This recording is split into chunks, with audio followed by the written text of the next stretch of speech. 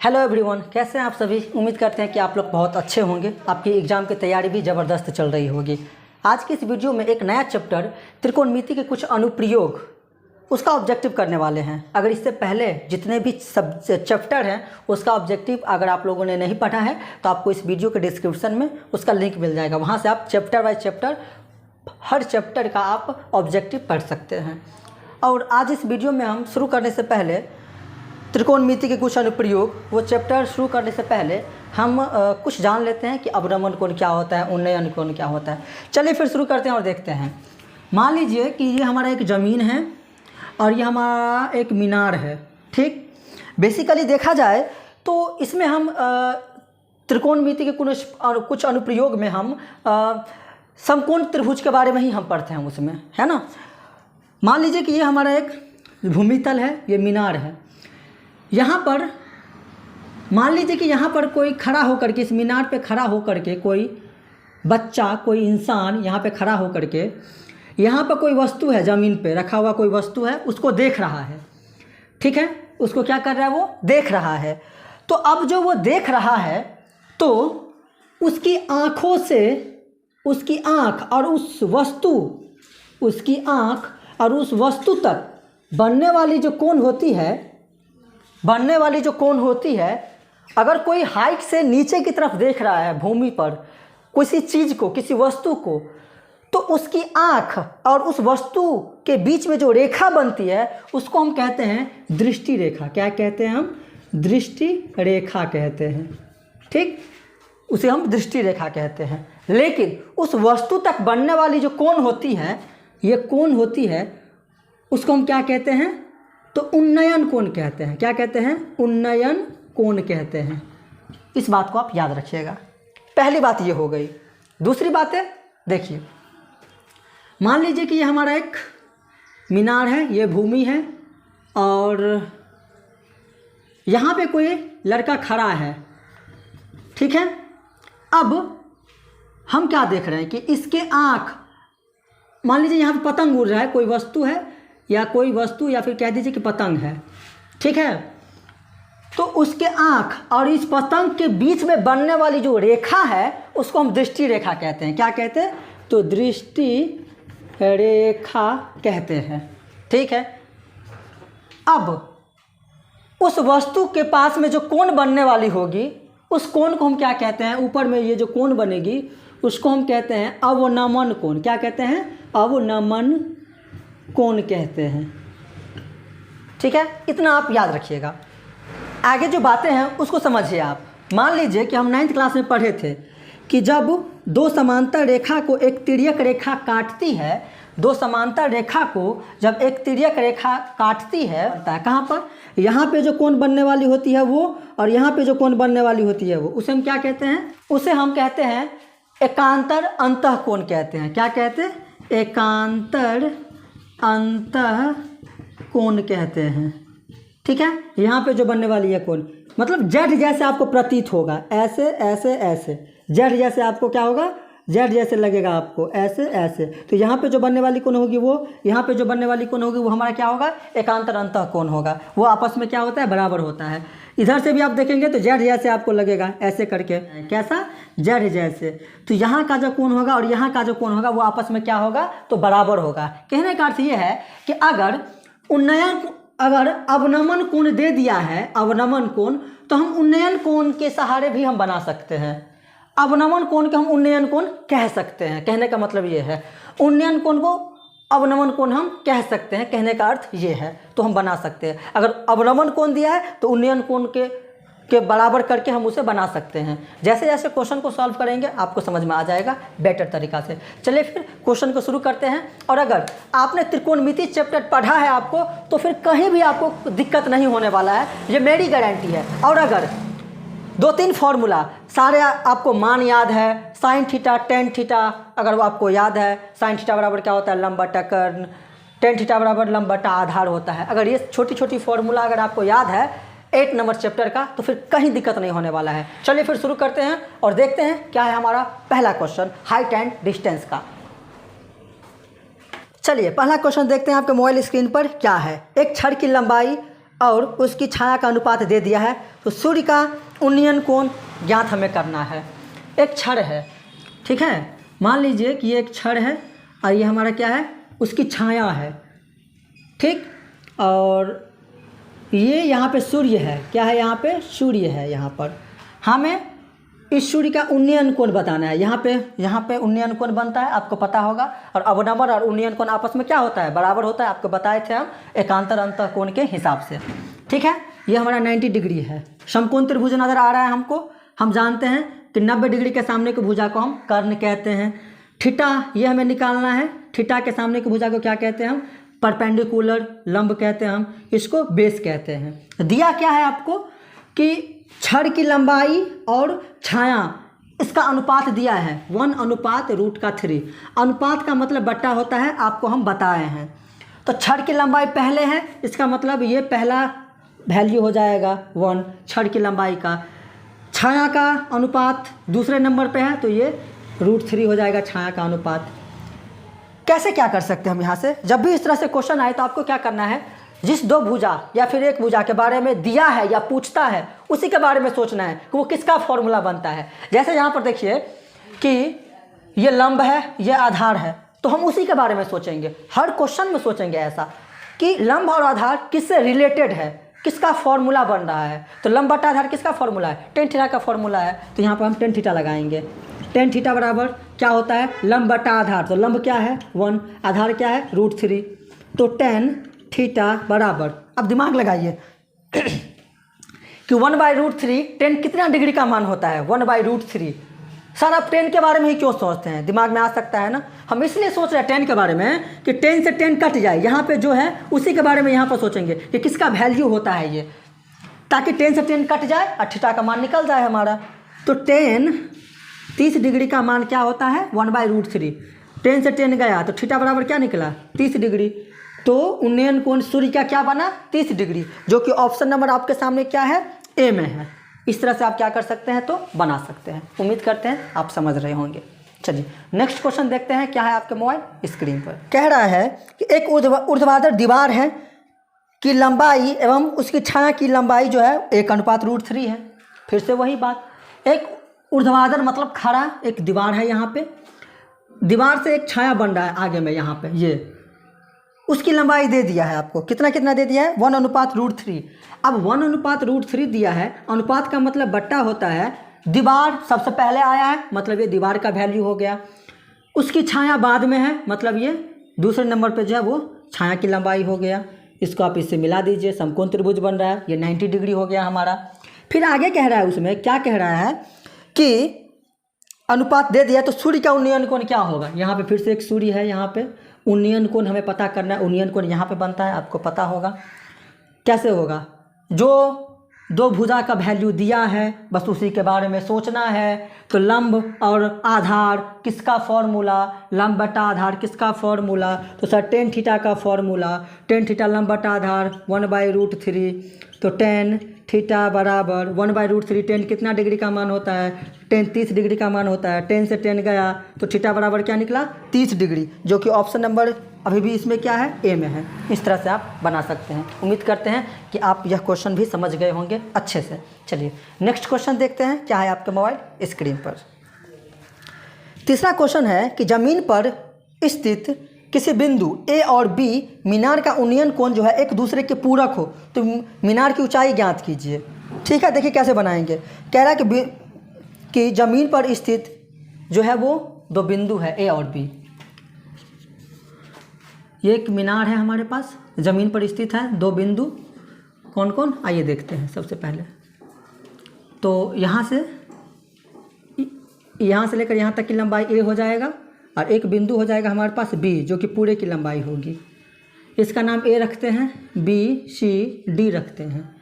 कह रहा है कि एक दूसरे का पूरक कोण है और हम जानते हैं कि दो कोणों का योगफल अगर 90 डिग्री है तो वो हमारा पूरक कोण होता है। आप पढ़े होंगे अच्छे से 9th क्लास में, और थोड़ा मोड़ा टॉपिक है 10th क्लास में भी है। दो कोणों का योगफल किसके बराबर होता है 90 डिग्री के, तो वो हमारा पूरक कोण होता है। तो अगर ये हमारा थीटा है तो ये हमारा क्या हो जाएगा 90 डिग्री माइनस थीटा हो जाएगा।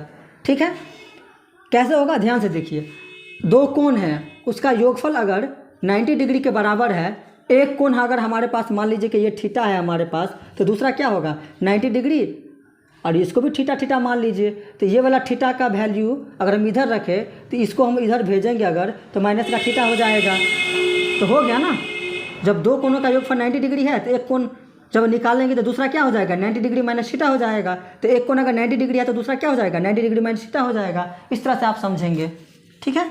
चलिए सबसे पहले हम क्या देख रहे हैं, किसमें, त्रिभुज ABC में हम देख रहे हैं, क्या देख रहे हैं, हमें निकालना क्या है, मीनार की ऊंचाई ज्ञात करना है। तो हम इसको h मान लिए, मीनार की ये ऊंचाई है।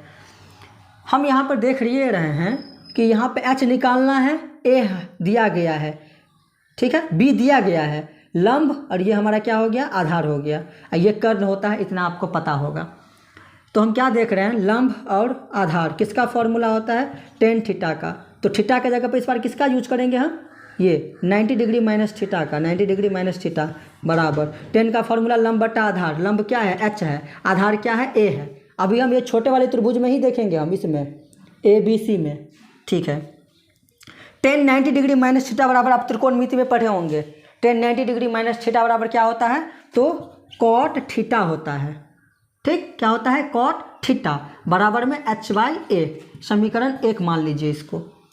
दूसरी तरफ हम क्या करेंगे, अब हम क्या करेंगे, त्रिभुज ABD में देखेंगे। तो त्रिभुज ABD में क्या देख रहे हैं हम कि ये h है और ये पूरा क्या है b है, ये दोनों वैल्यू हमें पता है। तो जो पता है देखिए किसका फॉर्मूला बन रहा है, tan का फॉर्मूला बन रहा है, tan थीटा बराबर, थीटा की जगह पर थीटा का यूज करेंगे, क्या होता है लंब बटा आधार, लंब h आधार b लेंगे इस बार, ये पूरा, ठीक, इसको समीकरण 2 मान लीजिए। अब हम क्या करेंगे, समीकरण 1 और समीकरण गुना कर देंगे किसको 2 को, तो हो जाएगा कॉट थीटा गुना tan थीटा, इसको और इसको एक साथ गुना कर रहे हैं, इसको एक साथ गुना कर रहे हैं, बराबर h/a गुना h/b। ध्यान से देखिए, ये हमारा रफ का काम था, इधर ध्यान मत दीजिए, इधर ध्यान दीजिए। अब देखिए कॉट थीटा गुने tan थीटा बराबर क्या होता है 1 होता है। मान एक का फॉर्मूला आपको पता होगा, tan थीटा गुने कॉट थीटा बराबर क्या होता है 1 होता है। तो आप उसको उल्टा करके भी लिख सकते हैं, कोई दिक्कत नहीं है। कॉट थीटा गुने tan थीटा बराबर 1 होता है, बराबर में ये तो कट नहीं रहा है, तो h को h से गुना कीजिएगा तो h² हो जाएगा, a को b से गुना कीजिएगा तो ab हो जाएगा, h को 1 से गुना कीजिए तो h² और ab को 1 से गुना कीजिए तो ab होगा। तो h बराबर हो जाएगा, वर्ग जब सेट चेंज करेगा तो क्या बनेगा वर्गमूल बनेगा। तो h बराबर मीनार की ऊंचाई क्या निकला, मीनार की ऊंचाई √AB, जो कि ऑप्शन नंबर किस में है बी में है। इस तरह से आप बना सकते हैं, बारी बारी से सॉल्व करके दोनों त्रिभुजों को और गुना कर देना है। उम्मीद करते हैं कि यह क्वेश्चन आपको समझ में आया होगा। चलिए नेक्स्ट क्वेश्चन देखते हैं, क्या है आपका मोबाइल स्क्रीन पर। चौथा क्वेश्चन कह रहा है कि किसी प्रकाश स्तंभ से विपरीत दिशाओं में देखे गए समुद्री जहाज, ये एक प्रकाश स्तंभ है, एक पॉल है जिसपे क्या लगा है लाइट लगा है, दोनों तरफ क्या है समुद्री जहाज जा रहा है, ठीक है, इधर भी जा रहा है इधर भी जा रहा है, ये हमारा क्या है समुद्र है, समुद्री तल है ये। फिर उसमें कहा है जहाज का अवनमन कोण जो है और अवनमन कोण 30 डिग्री और 45 डिग्री है यदि प्रकाश स्तंभ की ऊंचाई h, प्रकाश स्तंभ की ऊंचाई कितना दे दिया है h दे दिया है, h मीटर हो, तो दोनों जहाज़ों के बीच की दूरी हमें ज्ञात करना है। क्या ज्ञात करना है, दोनों जहाज़ों के बीच की दूरी हमें ज्ञात करना है, ये पूरा हमें ज्ञात करना है। ये दोनों क्या है हमारे पास जहाज़ है जिसका अवनमन कोण दे दिया है, क्या दे दिया है अवनमन कोण। अब अवनमन कोण कहाँ पे बनता है, ऊपर बनता है अवनमन कोण। अगर अवनमन कोण अगर ऊपर बनता है, थोड़ा सा मैं यहाँ पर रचना अगर करूँ थोड़ा सा, तो एक चीज़ आप गौर कीजिए, हम आपको ये भी बताए थे कि अवनमन कोण और उन्नयन कोण आपस में क्या होता है तो बराबर होता है। तो यहाँ से आप देखिए अवनमन कोण बोल रहा है कि एक जहाज़ का क्या है 30 डिग्री है, क्या है 30 डिग्री, एक का क्या है 45 डिग्री, तो ये ऊपर बनेगा। थोड़ा सा आप देखिए तो यहाँ पे जेड जैसे प्रतीत हो रहा है, जेड जैसे मतलब ऐसा लग रहा है कि दो समांतर रेखाएं हैं और ये यहाँ पे जेड जैसे बन रहा है। ये 30 डिग्री है तो ये भी 30 डिग्री हो जाएगा, ये दोनों आपस में क्या होता है बराबर होता है। अवनमन कोण और उन्नयन कोण आपस में बराबर होता है, ये 45 डिग्री है तो ये भी 45 डिग्री हो जाएगा, क्योंकि अवनमन कोण और उन्नयन कोण आपस में क्या होता है, बराबर होता है। दो समांतर रेखा जब एक दूसरे को काटती है तो एकांतर अंतःकोण बनता है, उसके हम अकॉर्डिंग कह सकते हैं। ठीक है, तो हमें क्या ज्ञात करना है, h, इसकी लंबाई हमें ज्ञात करना है। कैसे ज्ञात कर सकते हैं, ध्यान से देखिए, इसका एक ट्रिक बता रहे हैं। दोनों के बीच की दूरी ज्ञात करना है, डिफरेंस ज्ञात करना है, दोनों के बीच की डिस्टेंस हमें ज्ञात करना है। जब भी बोले कि डिस्टेंस निकालना है दोनों जहाज़ों के बीच में और विपरीत दिशा है और या फिर सीधी दिशा है, इसमें क्या दिया गया है, इसमें दिया गया है कि अगर वो दोनों विपरीत दिशा में जाए तो आपको क्या करना है, हमेशा जब भी विपरीत दिशा में बोले जाने के लिए तो आपको क्या करना है, हमेशा क्या करना है, h इक्वल टू क्या कर लेना है आपको कि h into cot A plus में कॉट बी, ऐसा कर देना है आपको। ठीक है, तो h बराबर हो जाएगा कॉट ए, इसको मान लेना है, इसको ए मान लीजिए, इसको बी मान लीजिए, इसको सी, इसको और डी मान लीजिए। तो क्या करना है आपको, कॉट 30 डिग्री का यहाँ पर मान रख देना है और कॉट यहाँ पर 45 डिग्री का मान रख देना है। किसका, कॉट 45 डिग्री का मान आपको रख देना है। कब करना है ऐसा काम, जब विपरीत दिशा में हो तो यहाँ पे प्लस दे दीजिएगा, जब सीधी दिशा में हो तो यहाँ पर माइनस दे दीजिएगा, और ये कॉट रहने ही दीजिएगा, जो भी यहाँ पर वैल्यू हो वहाँ पे रख दीजिएगा, आराम से बन जाएगा। तो h बराबर h इंटू हम लिख सकते हैं कॉट 30 डिग्री का मान √3 और ये 1 हो जाएगा मीटर। यही हो जाएगा दोनों जहाज़ों की बीच की दूरी, हो जाएगा कितना, तो दोनों जहाज़ों के बीच की यही होगा दूरी, जो कि ऑप्शन नंबर क्या है, ए में दिख रहा है। इस तरह से आप क्या कर सकते हैं, तो ऐसे ऐसे सवालों को आप बना सकते हैं। छोटा सा ट्रिक था, इस ट्रिक से आप बना सकते हैं। ऑब्जेक्टिव में लॉन्ग प्रोसेस हमें नहीं जाना होता है, जितना शॉर्टकट बने टाइम के बचाने के हिसाब से उतना अच्छा होता है हमारे लिए। चलिए नेक्स्ट क्वेश्चन देखते हैं, क्या है आपके मोबाइल स्क्रीन पर। 5वां क्वेश्चन कह रहा है कि दो स्तंभ हो 13 मीटर और 7 मीटर ऊंची है। 2 स्तंभ है, एक 13 मीटर है तो ये थोड़ा सा लंबा होगा 13 मीटर, और एक कितना है 7 मीटर है, ये थोड़ा सा छोटा होगा। 2 स्तंभ है हमारे पास, ये हमारा क्या है, ज़मीन है, ज़मीन से स्तंभ जुड़ा हुआ है, एक 13 मीटर का और एक 7 मीटर का। आगे लिखा है कि और उसका जो है, जो समतल ज़मीन पर जो है ऊर्ध्वाधर खड़ा है, समतल ज़मीन है ये यहाँ पर, वहाँ पर खड़ा है दोनों स्तंभ। यहाँ तक आप समझ गए होंगे। आगे कह रहा है इसमें कि यदि उनके बीच की दूरी 8 मीटर है, ये स्तंभ और ये स्तंभ, इसकी बीच की दूरी कितना है, 8 मीटर है अगर, तो फिर क्या कह रहा है आगे, अगर 8 मीटर हो तो हमें कह रहा है कि उसके सिरों के बीच की दूरी क्या होगी, सिरा मतलब ऊपर वाले भाग, यहाँ से यहाँ की इसकी दूरी हमें क्या करना है, ज्ञात करना है। क्या ज्ञात करना है, दोनों स्तंभ का जो सिरों का जो बीच का दूरी है ऊपरी भाग, वो हमें ज्ञात करना है। ठीक है, ध्यान से देखिए आप यहाँ पर, मैं यहाँ पे इसको इससे मिला देता हूँ, थोड़ा सा रचना करता हूँ यहाँ पर। तो हम नीचे क्या देख रहे हैं, अच्छा एक बात बताइए कि ये अगर पूरे की लंबाई अगर हमारे पास कितना है 13 मीटर है, इसका मतलब आइए देखिए नीचे देखिए आप, तो एक आयत आपको नज़र आ रहा होगा। क्या आयत, आयत में एक खास बातें होती है कि उसके आमने सामने की भुजाएं आपस में क्या होती है, बराबर होती है। तो अगर ये 8 मीटर है तो ये भी 8 मीटर है, ठीक, ये 7 मीटर है तो ये भी 7 मीटर हो जाएगा। अब पूरे की लंबाई 13 है, पूरे की लंबाई कितना है 13 मीटर, उसमें से आधा हमको पता चल गया क्या कि 7 मीटर है, तो इतना पता नहीं चलेगा। टोटल में से 7 को जब घटाएंगे, 13 में से 7 गया तो कितना हो जाएगा 6, तो ये हमारा टोटल ये कितना हो जाएगा 6 मीटर हो जाएगा। यहाँ से लेकर यहाँ तक की दूरी 6 मीटर हो जाएगा, तब तो दोनों को जोड़ देंगे तो 13 मीटर हो जाएगा, 7 6 13 मीटर हो जाएगा। ठीक है, यहाँ पर ऊपर देखिए, अगर नीचे तो आयत बन रहा था तो उसके गुण के हिसाब से आमने सामने की भुजाएं हम क्या किए, बराबर कर दिए। ऊपर अगर देखें तो यहाँ पर समकोण त्रिभुज बन रहा है, जो कि ये 90 डिग्री हो गया। हमें ये ज्ञात करना है, कैसे होगा, ध्यान से देखिए। तो हम ये देख रहे हैं यहाँ पर कि हमें दिया क्या है, ये लंब होता है हमारा, ये थीटा मान लीजिए इसको, ये लंब होता है, ये आधार है हमारा, आधार और ये कर्ण हो जाएगा। पूछ क्या रहा है आपसे, तो दोनों स्तंभ के सिरे की दूरी हमसे पूछा है। सिरा मतलब क्या, ये हमें कर्ण पूछा है, कर्ण पूछा है मतलब h पूछा है। तो हम जानते हैं कि h² बराबर क्या होता है, p² लंब स्क्वायर प्लस में आधार स्क्वायर मतलब b² होता है। p कितना है आपके पास 6, उसका स्क्वायर कर दीजिए। b कितना है आपके पास, b कितना है आपके पास 8, उसका स्क्वायर कर दीजिए। h तो हमको निकालना है, तो 6 का स्क्वायर कितना हो जाएगा 36, और 8 का स्क्वायर 64 और एच स्क्वायर ऐसे ही रहेगा। दोनों को जोड़ेंगे तो 100 हो जाएगा। ये एच स्क्वायर ऐसे ही रहेगा। एच बराबर वर्ग जब साइड चेंज करता है तो क्या बनता है वर्गमूल। तो एच बराबर 100 मीटर